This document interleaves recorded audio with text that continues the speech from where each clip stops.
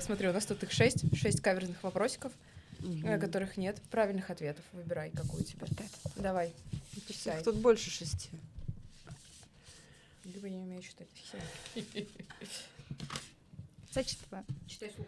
Ты работаешь в полиции, зарплата небольшая, семья в сложной ситуации.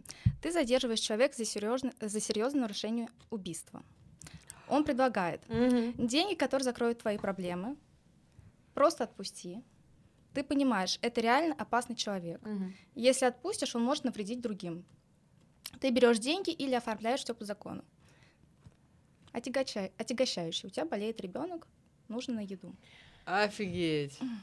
Что будешь делать? Какая жесть. Ну, Опасный человек, смотря что подразумевается под Ну, опасностью. он убил Если это какой-то- человека. За что? Вопрос, за что?